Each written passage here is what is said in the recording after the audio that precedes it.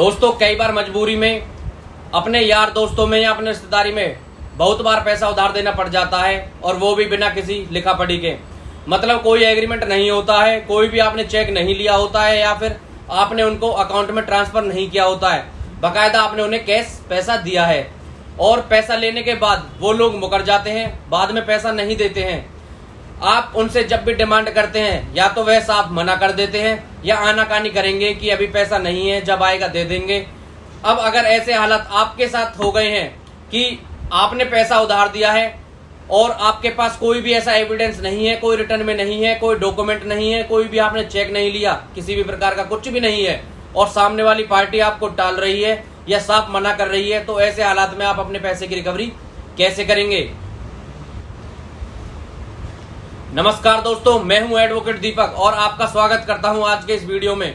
दोस्तों, यदि आप लीगल टॉपिक्स में इंटरेस्टेड हैं और अभी तक आपने हमारा यूट्यूब चैनल सब्सक्राइब नहीं किया है, तो आप सबसे पहले हमारे यूट्यूब चैनल एडवोकेट दीपक ऑफिशियल को सब्सक्राइब कर लें और साथ में बेल आइकन जरूर प्रेस करें, जिससे आने वाली लेटेस्ट वीडियो का नोटिफिकेशन सबसे पहले और रेगुलर आप तक पहुंचता रहे। तो दोस्तों आइए टॉपिक स्टार्ट करते हैं। दोस्तों देखिए, सबसे पहले तो ये जानिए कि अगर किसी से किसी भी प्रकार का आपको पैसे का लेन देन करना है तो कोशिश कीजिए कि आपके पास रिटर्न में कोई एग्रीमेंट हो और उसमें सिग्नेचर के अलावा थंब इम्प्रेशन भी होने चाहिए, और साथ में अगर आप बदले में कोई चेक भी ले लेते हैं तो ये सबसे अच्छा तरीका है। और अगर ऐसे हालात नहीं है और कई बार मजबूरी हो जाती है कि आप किसी भी रिश्तेदार या कोई दोस्त ऐसा हो जाता है कि आपको ऐसा करते शर्म आती है या झिझक महसूस होती है ऐसा करते हुए, तो आप कोशिश कीजिए कि पैसा उनके अकाउंट में ट्रांसफर किया जाए, ना कि कैश दिया जाए। लेकिन इसके बावजूद भी ऐसी गलती हो जाती है या विश्वास में हम ऐसा कर देते हैं, तो भी आपको घबराने की जरूरत नहीं है, उसके लिए भी आपके पास सॉल्यूशन है। देखिए दोस्तों, पैसे की रिकवरी के लिए भी आपके पास दो तरीके आते हैं, एक क्रिमिनल और दूसरा सिविल। इन दोनों रास्तों से ही हम पैसे की रिकवरी कर सकते हैं। लेकिन इससे पहले सबसे बड़ी चीज जो सामने आती है वह है एविडेंस, यानी कि सबूत, क्योंकि इन सबको साबित करने के लिए हमारे पास एविडेंस होने चाहिए, और एविडेंस तो हमारे पास कुछ है ही नहीं। तो इसके लिए एविडेंस हमें कलेक्ट करने पड़ेंगे या क्रिएट करने पड़ेंगे। तो सबसे पहले आपको क्या करना है कि जब भी आप उस इंसान से बात करते हैं तो उसकी रिकॉर्डिंग करनी है। अगर फोन पर करते हो तो फोन पर कर सकते हो, सामने जाते हो तो सामने से कर सकते हो। एक एविडेंस तो ये हो गया। दूसरा, आपने किसी यार दोस्त या रिश्तेदार को साथ लेकर जाएं ताकि वो उसके लिए विटनेस बने। जब भी आप पैसे की डिमांड करते हो, जो आपके साथ खड़ा हो वो भी देख रहा होता है, साथ में इस बात की रिकॉर्डिंग भी हो रही होती है। कल को कोर्ट में वह कह सकता है कि हाँ, इसने मेरे सामने पैसे की डिमांड की थी, उसने एक्सेप्ट भी किया था कि हाँ, मैंने पैसा उधार लिया है और मुझे देना है। तो इस बात पर आपके पास एक विटनेस भी तैयार हो जाता है।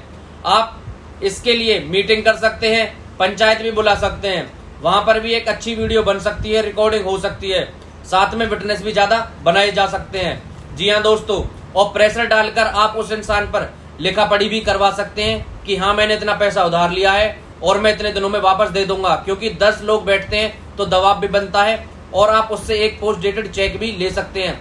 ये दोनों एविडेंस जो मैंने बताए हैं ये आसानी से कलेक्ट होने वाले सबूत हैं, एविडेंस है एक। अब इसके बाद आते हैं एक्शन पर। एक्शन क्या लेना है? देखिए, सिविल में थोड़ा समय लगता है और पैसे भी ज्यादा लगते हैं, इसलिए सबसे पहले आपको क्रिमिनल एक्टिविटी पर ध्यान देना है। आपको सबसे पहले उसकी पुलिस कंप्लेंट करनी है। पुलिस कंप्लेंट करके आपको जो भी आईओ के लिए अपॉइंट होता है उसको कहना है कि आप इस इंसान को कॉल करके बुलाइए।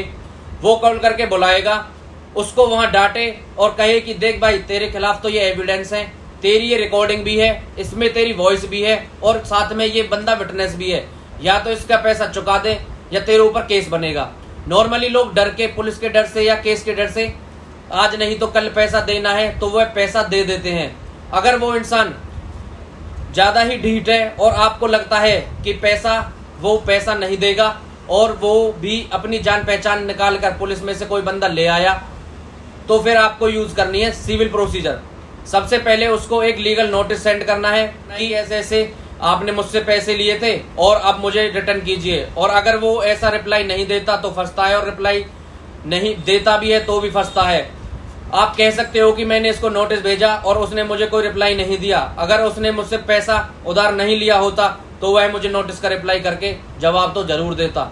तो नोटिस के बाद फिर अब आते हैं केस की रिकवरी के लिए। नॉर्मली आपको एक केस सूट आपको फाइल करना होता है। देखिए, करने को तो आप क्रिमिनल केस भी कर सकते हैं। अगर पुलिस ने आपकी एफआईआर रजिस्टर नहीं की है तो सेक्शन 156 क्लॉज सी सीआरपीसी में भी जाकर आप क्रिमिनल कंप्लेंट भी कर सकते हैं। लेकिन इसमें सबसे पहले जाने के लिए मैं आपसे नहीं कहूँगा, वो इसलिए कि नॉर्मली आप कोर्ट में एफआईआर के लिए जाते हो तो जज साहब आपके लिए एकदम से एफआईआर के लिए ऑर्डर नहीं करेंगे, बल्कि 200 सीआरपीसी में उसको कन्वर्ट करेंगे। पहले आपसे कहेंगे कि आप अपने एविडेंस कराइए, उनको देखकर सुनकर ही मैं ऑर्डर पास करूंगा। तो उसमें ना जा करके हम उसको सेकंड ऑप्शन के लिए रखते हैं। इसलिए सबसे पहले केस डालना है और पैसा खर्च ही करना है तो आप सिविल में खर्च कीजिए, क्योंकि सिविल में उसी वक्त नोटिस को इशू किया जाता है। मतलब उसी वक्त ही जज साहब अपोजिट पार्टी को नोटिस इशू कर देते हैं और उसके लिए कोर्ट में आना ही पड़ता है, क्योंकि सिविल केस है, इसमें वकील उसको भी करना पड़ेगा। अगर कोर्ट में पैसा खर्च आप कर रहे हैं तो वकील की फीस आप दे रहे हैं तो सिंपल सी बात है, उसको भी वकील करना पड़ेगा और उसको भी उनकी फीस देनी पड़ेगी। तो खर्चे होने की वजह से अपोजिट पार्टी कुछ दिन के बाद ही सेटलमेंट के लिए बोल देती है, तो दोनों पार्टी मिलकर के सेटलमेंट कर लेती हैं।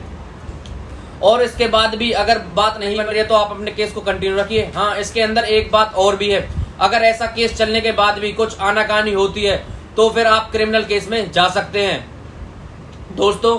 और केस के लिए कोशिश कीजिए कि जहां तक हो सके सिंपल सिविल सूट ना बन के समरी सूट बने। ऑर्डर 37 सीपीसी में ऑर्डर 37 समरी सूट होता है।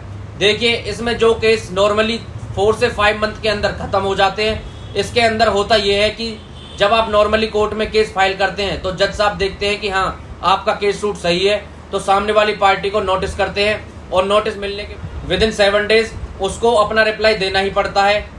और ये प्रोसेसिंग इतनी फास्ट होती है कि रिप्लाई के बाद ही डायरेक्ट ही उसके अंदर एविडेंस दे करके जजमेंट पेमेंट आ जाता है।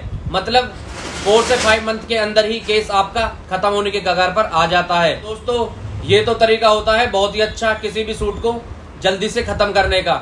और जैसे आपने पुरानी फिल्मों में देखा होगा कि जो लाला होते हैं वो चंद पैसा लेकर के किसानों की जमीन उनसे लिखवा लेते हैं और उसके बाद जल्दी से ऑर्डर ला करके जमीन को ले लेते हैं। वो ऑर्डर 37 में ही यूज करते हैं। यह ऑर्डर सीपीसी का सेक्शन होता है। तो दोस्तों, कोशिश कीजिए कि ऐसे एविडेंस क्रिएट किए जाएं ऑर्डर 37 में ही आपका केस जले, उससे बहुत जल्दी रिकवरी होती है। हाँ, जज साहब को लगता है कि आपका सिविल सूट सही है, कि जैसे सामने वाली पार्टी आती है आपने एविडेंस रखती है तो उसे ऑर्डिनरी छूट में भी कन्वर्ट कर सकते हैं। लेकिन कोशिश यही करिए कि आपके एविडेंस ऐसे हों जो ऑर्डर 37 सीपीसी में आए। तो दोस्तों, ये थी पैसे से रिकवरी से रिलेटेड वीडियो। आशा करता हूं कि आपको पसंद आई होगी। इसके चलते आज के लिए इतना ही। मिलते हैं आपसे नेक्स्ट वीडियो में किसी महत्वपूर्ण टॉपिक पर। नमस्कार साथियों, जय हिंद, जय भारत।